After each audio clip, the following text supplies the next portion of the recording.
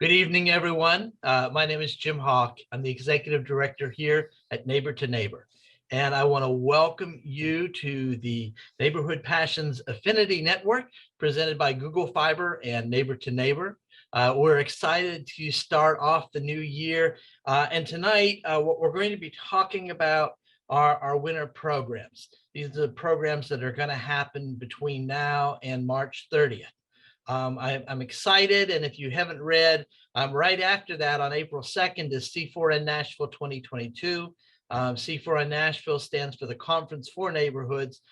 This year, provided that COVID is kind to us again, it will be held at the Music City Center in downtown Nashville, and incidentally, the convention center has given us free parking.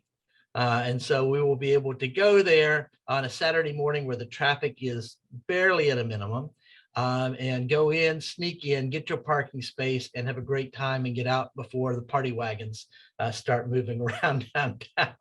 So that's coming up in April, and we're talking about January, February, and March tonight. And I am joined by Gordon Harmon. Gordon is who we also call Stacy, and he is our lead instructor for the planning school. He'll be talking about that in just a few minutes. But I'm going to start out tonight talking about the Emerging Neighborhood Leaders Academy. And incidentally, if you have questions along the way, don't hesitate to ask. We might as well get those questions, out of the way as we're going through this, rather than waiting till the very end and then trying to remember what our questions were 15 minutes ago. So I'm really excited about the Emerging Neighborhood Leaders Academy. Over the years, we've tried different ways to get neighborhood groups to be engaged and build leadership. And I think we finally have hit on something that I'm really, really excited about. And here's why. You heard George when we did introductions, right? George actually thanked his neighbors for electing him chair of his neighborhood organization. That doesn't always happen, believe it or not. I have had people tell me that they were voluntold. I've had people tell me that they are the only one where they were able to get to run for office. I've had people come into our offices in tears because they were elected president of their neighborhood organization, and they had no idea what they were supposed to be doing. And I really firmly believe that should never happen to anyone. People should want to joyfully be leader of their neighborhood organization. And we have not done a good job preparing people for leadership. Our examples are our workplace, right, where the CEO comes in and basically tells us what we're going to be doing. And that is not a good model for neighborhood associations. We do not want a neighborhood chair or president that comes in and tells the neighborhood what they're going to be doing, right?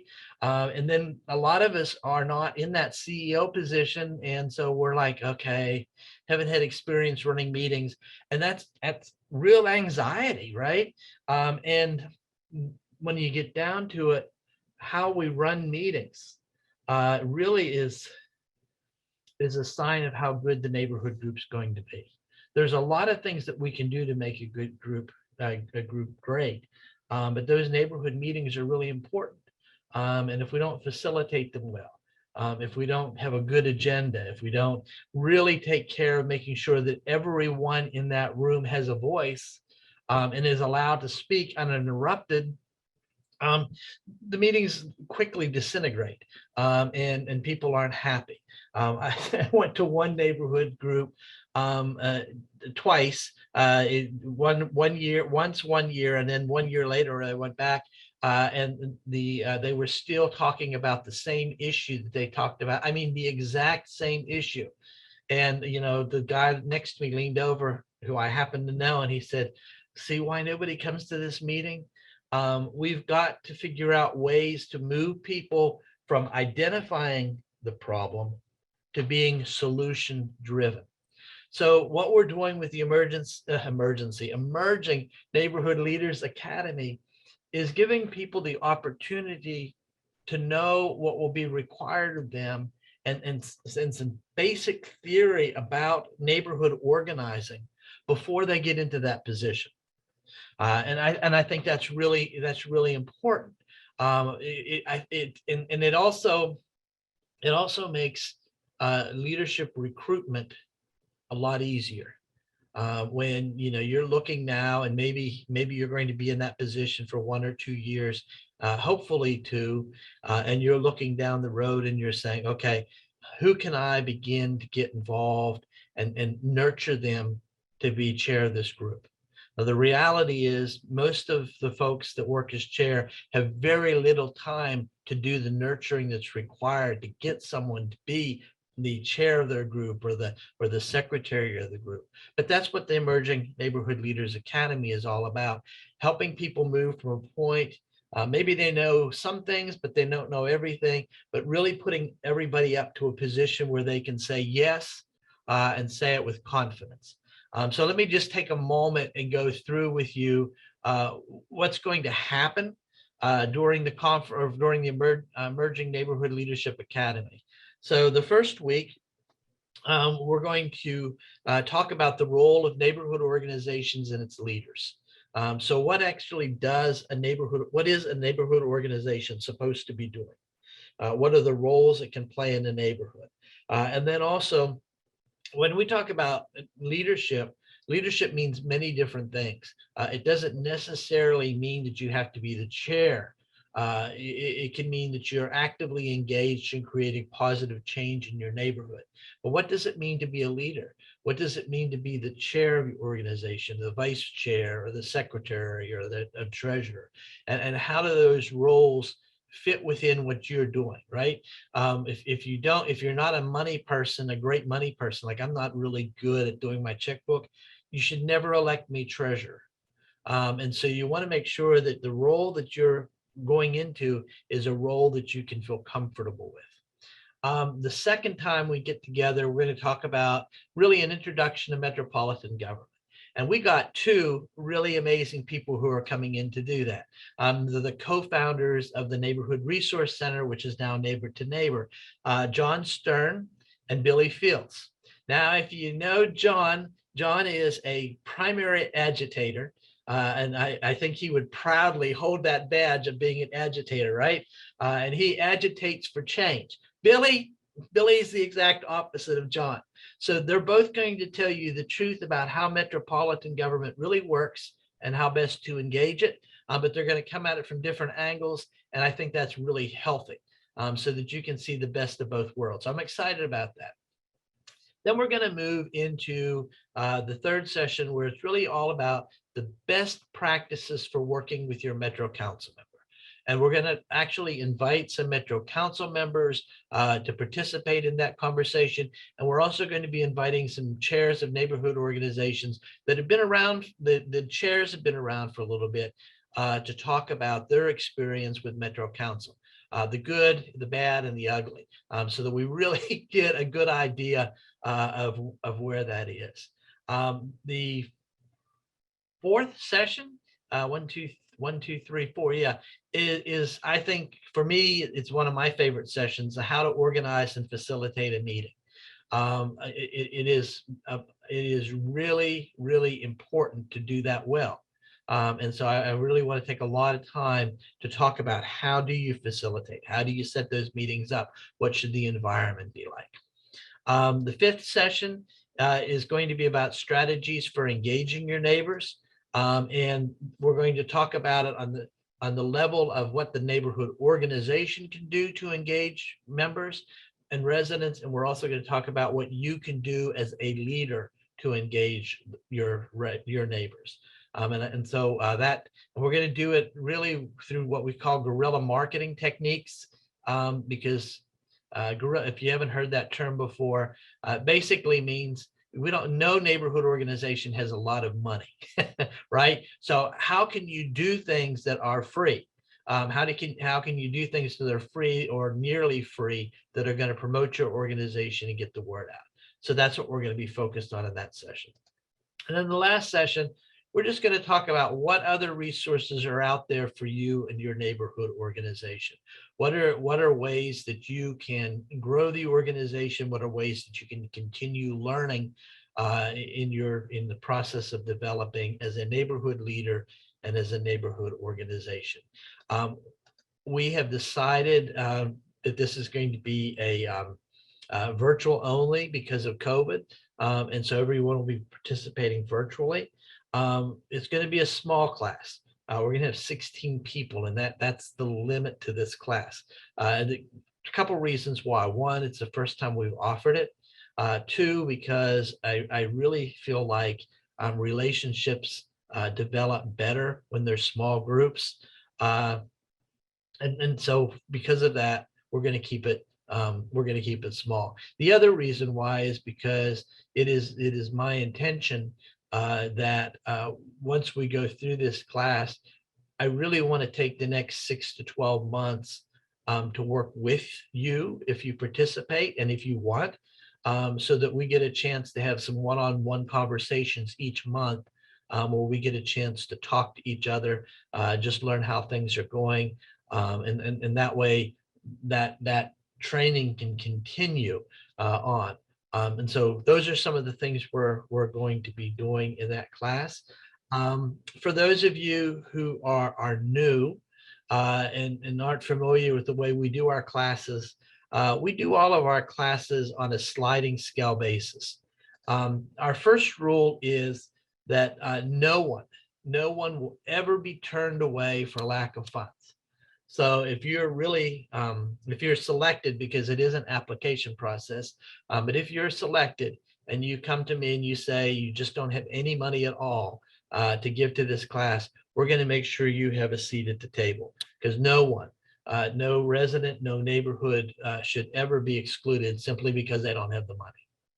But for the rest of us who do have some money, we ask you to choose the price that is the best for you to pay, the highest amount possible that you can pay.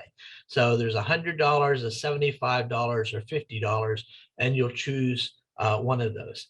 Now, for people who successfully complete the course, at whatever level you've come in at, you are also going to get a free registration to C4N Nashville. So you're really getting a 2-for-1 opportunity like nothing we've ever had before. So I'm really excited about that also. But part of that is because C4N Nashville is another great resource that you'll enjoy as well. So I think I've given a brief overview of the Emerging Neighborhood Leaders Academy. Applications are required, and they are due on by the 14th of January. So that's next Friday. We already have 4 people, so we have room for we have 4 people who have applied, so we have room for at least 12 more people to apply. And I rather suspect now that we're back in getting back in the swing of things, those will come in pretty quickly. But please apply, and then we will let you know by the following week whether you've been accepted into the program. Okay, then I'm going to ask Gordon if he would take a few minutes and talk about the Planning Academy, because that is also coming up, and excited about that as well. Okay, thanks, Jim. I'm going to start out just by asking a quick question. Who knows everything they need to know about planning and development and the process here in Nashville? George, was that a positive from you? You got it all handled? Okay, so I'm going to be one of the first people to admit I don't know everything, right? I have not been trained in how to deal with the process and engagement and all like that. I didn't go to school for city planning. I learned it in the School of Hard Knocks when our neighborhood was being inundated with developments, and we saw stuff happening in our neighborhood that we didn't like, and myself and a few of our neighbors took the bull by the horns and just started making pains of ourselves at planning commission meetings, at city council meetings, and such. Because we made such a pain for ourselves, it kind of got the attention of the planning commission. And I think at one point They came to Jim and asked, could we do like a think tank and try to figure out a way to address this and make information more transparent to people, help them understand the process more. That process took about a year, and out of that came the Planning Academy. So if you've not heard about the Planning Academy and what we do and how we handle it, in a nutshell, we try to give people, regular everyday Joes in Nashville and Josephine's, the tools and the information to kind of help them wade through what's really going on, and how they can work on combating it, and how they can get a voice at the table. Now, it's a very complex topic, and we have worked really hard to kind of refine the academy down to a 3-day academy. The first day, which is has recently been renamed as Planning 101, is meant to take people who don't have any clue about what planning and development and why we need it, have no clue about any of that at all, and just give them an introduction. I mean, we'll spend time talking about how we got to the point that we are now. We talk about the building blocks of a city, introduce the ideas of different types of neighborhood concepts. We talk about the stakeholders and who all's involved. It's not just a developer going down and saying, hey, I want to change something, and everybody going, oh, cool, that sounds great. No, it's a lot more involved than that. So we take a look at who the stakeholders are. We just talk about the generalities. Some people don't want any more information than that. And if that's all they really want, just to know how big a complex it is, to give them the information to say, I don't want any more to do with this, perfect. However, if they want to dive into it a bit further, Planning Academy 201 is where we get into the nitty gritty, and that occurs over the 2 next sessions. So session 2 and session 3, we get into a lot more in-depth description and definition of what are land use policies, what are zoning laws, which zoning laws apply in certain areas. How can you tell what zoning law applies to your area? How can you tell what is a possibility for your area? The process from when somebody first gets an idea and goes down to planning to when they actually go in front of the planning commission, how you can engage, how you can get involved, how you want to work your council member, because every council member is a little different in how they handle this stuff. So we get a lot more nitty gritty into the whole planning and development process that neighbors are faced with. It is a much more intense 2 days worth of training. But our goal is, by the end of these 3 sessions, if you really want to get your feet wet, this is a good way to get introduced to it and have some of the tools and the resources that you need to be able to decipher what's going on. So in a nutshell, that's what that particular academy is designed to do. Do we answer every solution, or do we provide every solution for every situation? No way. It's just not possible.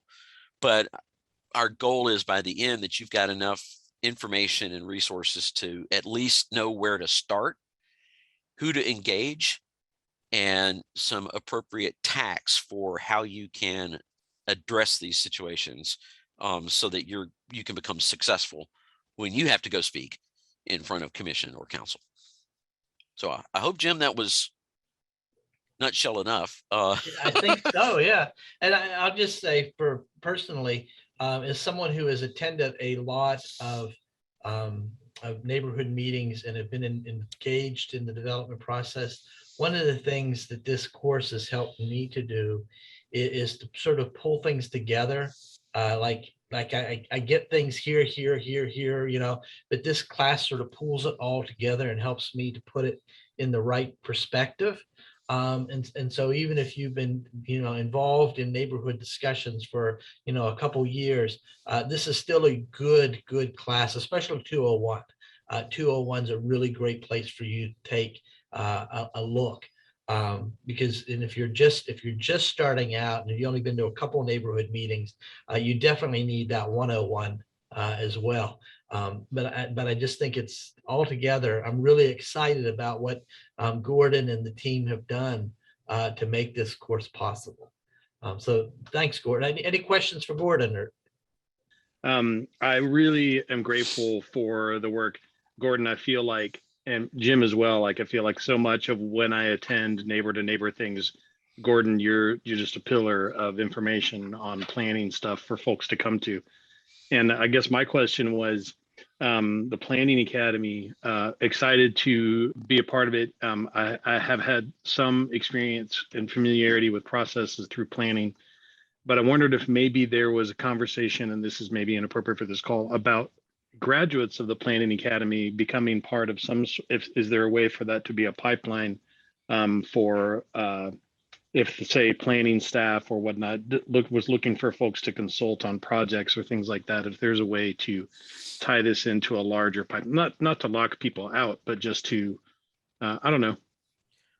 Brain fart. Sorry, I'll mute myself. No. So I think I understand the intent of the question, and at this particular point, I have always tried to make myself available if people have questions on such. Now, planning, actually using graduates as sounding boards, which is I think kind of the intent of the question. Yeah.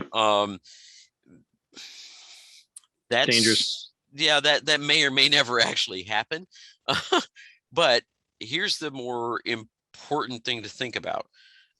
Your council member is really the linchpin in whether or not a project's going to go forward. If the council member is not on board, that project's going to die. It may not ever see council floor, because the council member is the one that's got to sign the bill to introduce the legislation.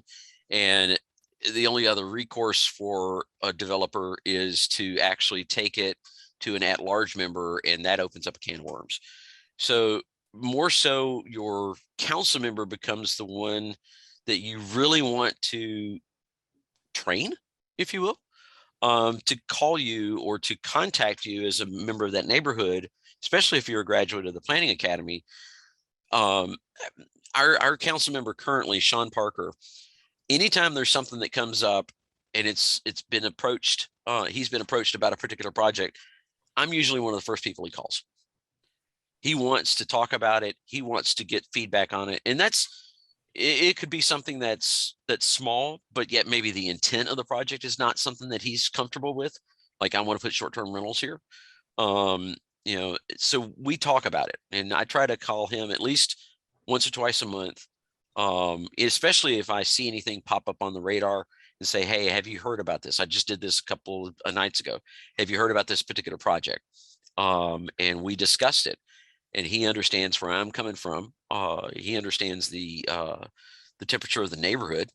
And when it's brought up for discussion at our neighborhood meeting on the 20th, and hopefully he'll be able to be there, I'm sure he's going to hear the same type of sentiments echoed by other folks. So I would actually focus or think about on a district by district basis, making sure that you have a working relationship with your council member that will achieve that same goal, because Planning Commission's got a job to do. And unfortunately, that's not necessarily their role, unless it's a much bigger project where they want, neighborhood feedback, like the Dickerson Pike study, that incorporates a large section and not just individual projects. Does that make sense? It does. And I don't mean to take up so much time. I thank you for your answer. I guess what I've ended up with is maybe what I'm looking for is something that I can be a part of that solution, is that finding neighbors that have that interest, or across communities that have that interest. Maybe graduates of the Planning Academy would be a part of that, to take issues that I'm interested in or graduates are interested in that have to do with policy or changing the way the planning does stuff. Maybe that's something that we get together as community advocates, not necessarily on specific projects, but on policies and things like that. Hey, so thank George, I want to follow up on that, because I am excited. You're going in the direction that I've wanted to go in for a while. And I can't tell you all of it, but I want to say C4N Nashville, right? One of the tracks, and I mean, this is going to be a 3-hour deep dive that we're doing. One of the tracks that we're doing this year is on responsible development. And Okay. it is going to be, what are the things that we as neighborhood leaders expect for responsible development to occur? And what are the changes that must take place? And what I'm hoping that comes out of that conversation is exactly what you're talking about. The opportunity for people who are experienced in this to get involved. The other thing that I'm hoping that comes out of Policy and Zoning 101 and 201 is that Gordon and the team begin identifying exceptional students, and perhaps even that group that you were just talking about, that we can, when the time comes for the mayor to make appointments to the planning commission, we can send to the mayor, here is a list of 5 or 6 neighborhood leaders who are exceptional, right? Exceptional leaders in planning and zoning, and we would strongly recommend them be considered for the planning commission, right? That's where, forget the planning department, the planning commission is where we need to be, right? Yeah.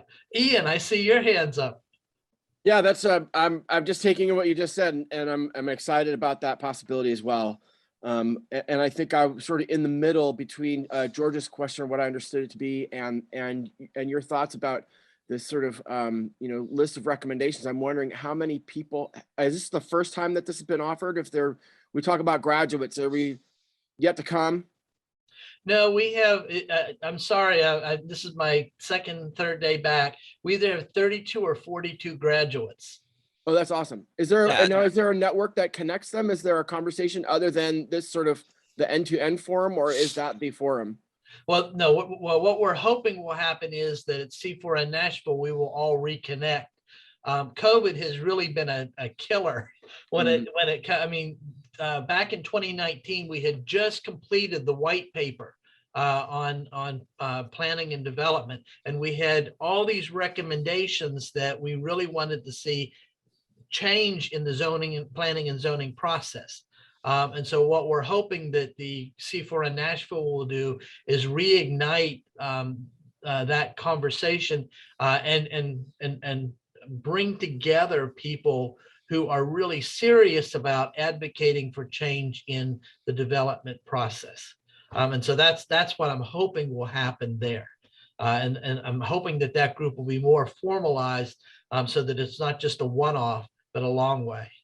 Now, if I can interject something, one of the things, and specifically to your point, George, we would love for planning, both department and commission, to engage us on a more common basis, more frequent basis, I should say. But it's like trying to make a turn in a cruise ship. It's going to be a gradual process. You have to change mindsets. You have to change engagement. One of the things that came out of the planning study, or excuse me, the think tank, was that when a developer goes in to talk to a staffer, one of the first things out of their mouth is, have you talked to the neighborhood? And always have them kind of point back to somebody in the particular neighborhood or particular area and say, have you spoken with these people? And let's go from that point and change that mindset of developers just going in and filling out an application to, oh, I need to get some buy-in from residents before I can really think hard about investing my time and money into this particular project. So that's one thing. Second, also, we've had, did you say, Jim, about 32, 40, something like that? I can't graduates? remember 32 or 42, but yeah. Here's something that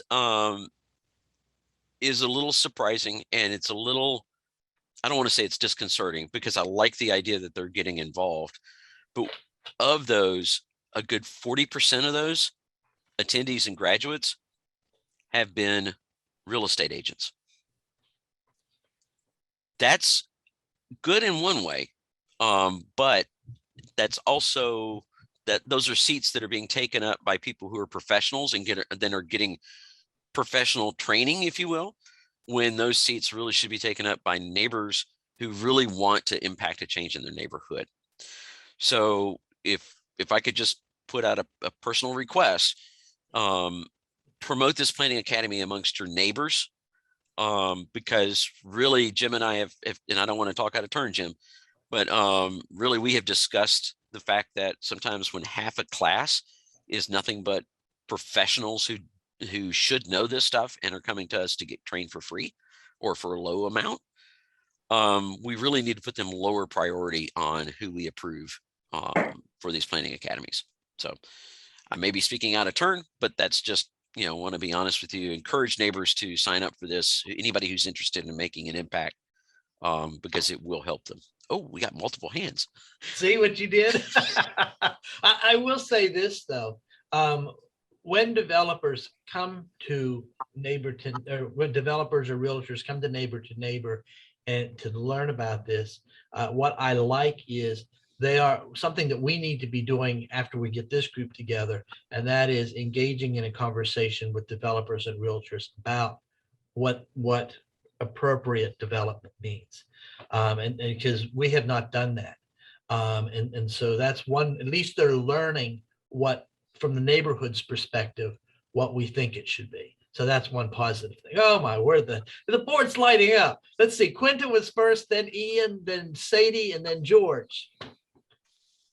Well, I just wanted to say that I think that this class would be, as the gentleman just said, very, very important for the neighbors that are surrounded by development. We learned a lot about the zoning process and the development process by having to go and participate in these hearings, as well as, and I know a lot of people, if you are in a work environment, know that a lot is done outside of the meeting when you get to know the person who has the authority to either help you or hinder you with getting what you're trying to accomplish done. So by participating in this workshop that I hear you talking about, you're going to kind of cut through a lot of the difficulties that we had or that we learned over the 6 years, whereas now we have a great relationship with our council members and other council members, because we were at meetings where we were listening to discussions about their particular district, as well as we anticipate and can proactively respond when we find out something is going on in our neighborhood by developers. We get to know, we know who the developers are. We know them by name. We know, if they've got a project here and then you hear that they got another project, you really kind of know exactly where they're going, what direction they're in, who they use to get it through council, get it through the Office of Planning. So this workshop sounds like a one-stop shop, helpful process for persons who don't know anything, and they're now faced with a lot of development around them and they don't know where to start to actually, number one, get the community involved, know what terminology to say to the community members, as well as the terminology when you're talking with the council members and the developers. We stopped a lot of development around us because we now know who they are, what to say, and how to stop them. So, and I'll interrupt you for just a second, just to say that's one of the reasons why we wanted to put together this training academy that kind of lumps all of the resources and we discuss terms, because when you talk developments and when you talk in developer speak, it's like a whole nother language, and it can be a very confusing language. So the School of Hard Knocks, which sounds like you went through it just like we went through it. That's not easy, and there's a lot of misinformation, and a lot of times the people that you expect to know the answers don't really know the answers, and they just make something up. And that's part of one of the reasons why we put this together, is just to help people get on a similar footing. So when developers talk about things, they kind of understand what they're talking about, and they have a way to argue a case that may be in opposition that makes sense to the people that do this day in and day out. And I think just the critical is this is not just a class for the chair of your neighborhood organization. This really is a class for anybody who wants to engage in this process. And it is to the advantage of neighborhood leaders to make sure that as many of their neighbors go through the school as possible, because it will save you headache after headache after headache if your constituents are informed and knowledgeable about this process. Ian, back to you. Yeah, thanks. I'm thinking about these 40% of the people that have graduated are real estate agents, and the desire to reach out to them, to agents and developers. Maybe there's a planning and zoning 202 that's specifically for realtors and developers. There's maybe it's a condensed program, and charge them $500 to go to that. Oh, I love how you're thinking. We've had that discussion. And there's like the real estate investment groups and stuff like that. You could do, a shortened version of it, it's like a 30-minute sort of teaser that gives people enough to get interested and gives them some value, gets you in front of them.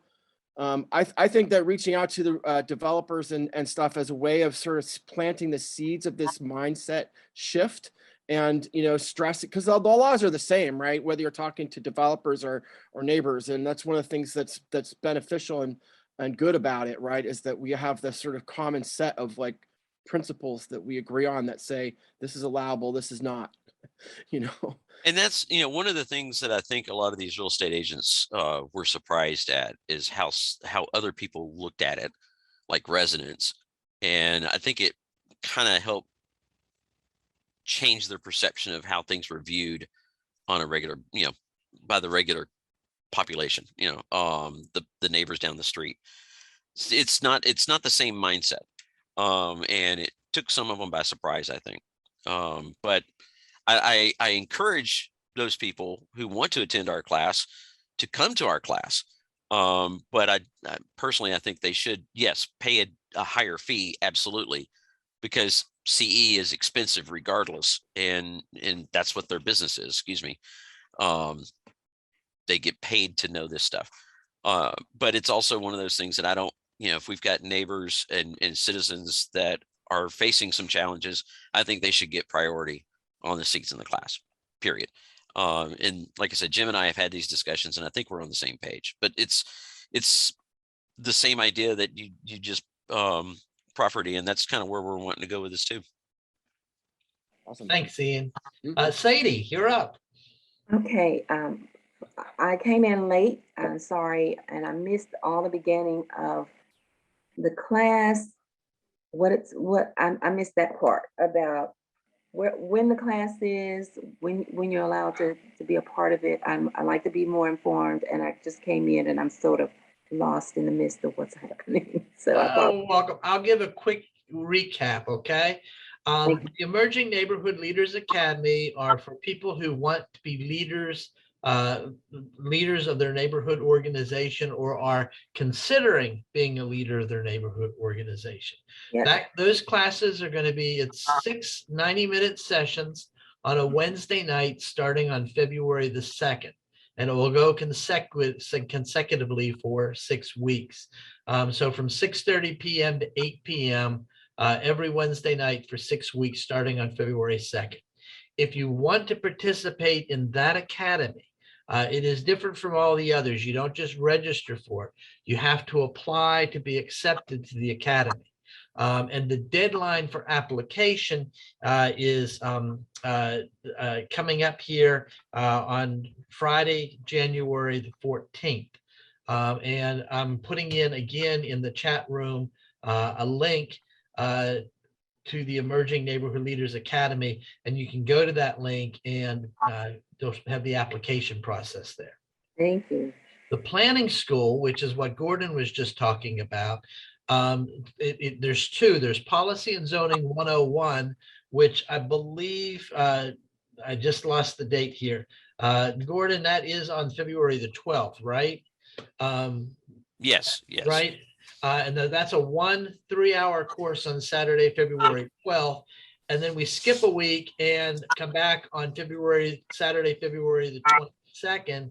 And again, from the class will be on the 26th and March 5th. And it will be eight total hours of coursework to get to policy and zoning 201. And so those are the two big sessions that we're talking about. And then I have been talking a little bit about C4N Nashville, Conference for Neighborhoods, C4N Conference for Neighborhoods Nashville will be held on Saturday, April the 2nd. And so those are the big events that we're talking about now. Does that help? It does. Thank you so much. I appreciate it.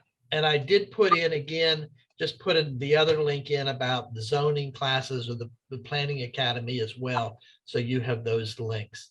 Let me see. Thank you, Sadie. George, welcome back. Thank you. Wasn't sure if it was, well, this is all great. And as a as a realtor, I'm going to apologize, but I'm also feel like there's not a lot of,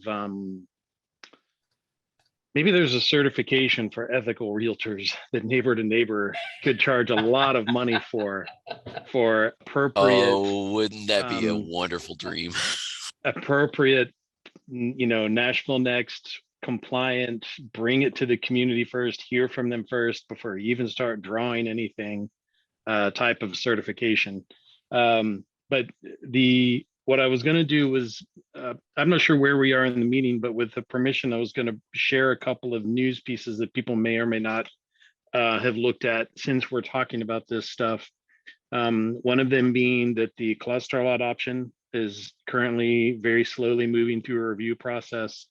And last I checked, Sean Shepard with planning was still accepting emails on revisions on that.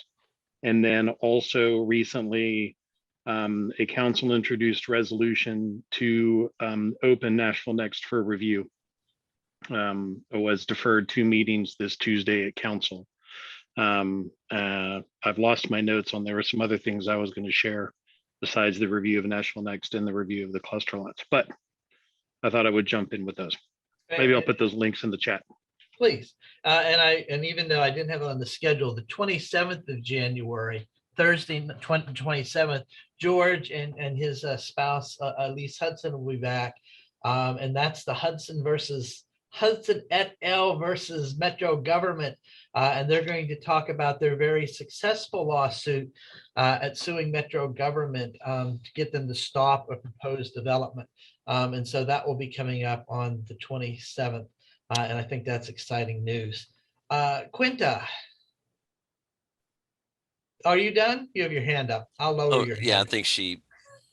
George, you had something else? I was going to preemptively give credit to John Stern and Twana Chick from Cane Ridge on the other 2 topics I was looking for to talk about was that their leadership on what they called a community resource document. And maybe also Germantown Neighbors, maybe Gordon, your group has something similar to that. Friends of Whites Creek is working on their community resource document. And it kind of came out of a denied community plan amendment from 2017 that was followed up by a big rezoning that we just completed in the face of threat of cluster lot option developments. So it works if you work it. Thank you all. Thanks, Absolutely. George. So I want to just take a moment and move to the last 4 minutes that we have and just talk briefly about the True Neighbor Award. Because I just put the link in the chat for our webpage. But so Frank True was the founder of the Lacoya Hills Neighborhood Association, in the Donaldson Hermitage area, and president of that organization for many years. Also, he was the founder of HIP Donaldson. You may have heard of HIP Donaldson. He was one of 3 co-founders of that organization and chaired the Metro Human Relations Commission, as well as being on the board of directors here several years ago. Sadly, he is no longer with us. And in recognition of the service that he did for the board and also for his community, we established 4 years ago the True Neighbor Award, TREW, True Neighbor Award, right? And this award goes out annually to an individual who has at least is a resident of Nashville. That's really important. Is a resident of Nashville, and really has gone above and beyond just general citizenship, and has really been a leader in the local neighborhood for a period of at least 5 years or more. So we're talking about, and that doesn't mean chair of a neighborhood organization for 5 years or more, but that means has really been actively involved in making their neighborhood a better place to live for at least 5 years. And each year we acknowledge 5 people, 5 finalists, and then ultimately choose one person to receive the award. Sedora Johnson was our first recipient. She was from the North Nashville area. Our last recipient, unfortunately, because of COVID, our last recipient was a couple years ago, and she was from South Nashville, Ellen Britton, the Midtown precinct. And so we're looking now to begin the process again this year. So again, 5 years or more, actively engaged. The process is pretty simple, but we accept nominations from anyone who is a subscriber to the Neighbor to Neighbor newsletter. That's the only way that we promote this. We accept them from the general public. The signed and completed nomination form has to be received by 5 p.m. on Friday, February the 25th. You can nominate online, or you can mail in completed form to Neighbor, or you can hand deliver it to our offices. And so there's a couple different ways for doing that. Some things that I always think that are really important to say about this: we welcome multiple nominations for the same person, but it does not increase the likelihood that that person's selected. It's really not a popularity contest. What we do is, I mentioned earlier tonight, we have 8 precinct representatives on our board of directors. Those precinct representatives sit down together, read the applications, and they choose the top 5 finalists. And then along with staff, we choose the award recipient. And so that is, it's not about the number of nominations. That's not important. What does really impact the decision is a well-written essay. It has to clearly articulate why the person deserves the award. I have had numerous nominations come across my desk where people say, you know, this person needs to be nominated for the True Neighbor Award, needs to receive it. They're just a great person. And I may know something about them, but that's all the committee reads about that person. There's no personal interviews. There's no reaching out to other people at that selection process. And so if that's all you're saying about the person, they're probably not going to get into the finalist position. So it really needs to articulate what impact have they really had? What have they done? And when you do that and do it effectively, your chances of the person being selected increases significantly. So we will select up to 5 individuals. They will be invited to the C4N Nashville, and we will have an awards luncheon there at the event, and the recipient, they will be recognized, and the recipient will be announced. So that's that program. We really want to, as we begin to grow as an organization, we really want to be able to recognize a lot of different people for a lot of different things. And we just don't have the funds yet to be able to do that. The other thing we want to do is we want to start being able to give grants to neighborhood organizations. And so once we get our funding to where it needs to be, we'll be able to do those 2 things, because it is tough. when you don't have a lot of neighbors with a lot of a lot of money, right? To be able to do the things you need to do, and $1,000 or a $2,500 grant would just be the ticket to get you to the next level. Speaking of that, if you are not a member of Neighbor to Neighbor yet, I really encourage you to take the time to join. It's $35. That's the basic membership. And we go the whole way up to $100,000. All right. So whatever your means are, we welcome you to participate at the level that's appropriate for you. Okay, so we hope you'll consider doing that so that we can move forward. And that really sustains all the programs that we talked about today. Things that people don't know we do. We do a lot of consulting, one-on-one with neighborhood leaders and with neighborhood organizations that we just don't talk about. We don't talk about it enough. Sometimes we can't talk about it, but really to help neighborhoods succeed. We also work with groups that don't have 501c3 status to help them be able to accept grants or get money given as a tax deduction, or become fiduciary sponsors. We're fiduciary sponsors of 6 neighborhood organizations right now. And when we provide accounting services for them. So there's a lot of little things that we do. Yeah, that's right. Thanks, Gordon. Gordon's group is one of those groups that we work with. So there's a lot of different things that we do that you don't even see and probably won't hear about, but that really make a difference in the lives of neighborhood organizations. So please think about becoming a member of Neighbor to Neighbor. I'm going to say, is there any other questions? Because we're a little over right now. All right. You all are amazing people. Gordon, you had a final comment. I know you do. Well, I was just going to say, I'll make the same offer I make to anybody that comes to the Planning Academy. If any of you need help understanding anything with planning and zoning, don't hesitate to reach out to me. I welcome that kind of engagement. I want people to get that kind of information. Whether or not you come to the Planning Academy, if you've got something burning in your neighborhood, not literally, but if you got something burning in your neighborhood that you need some clarification on, or you want a kind of an idea,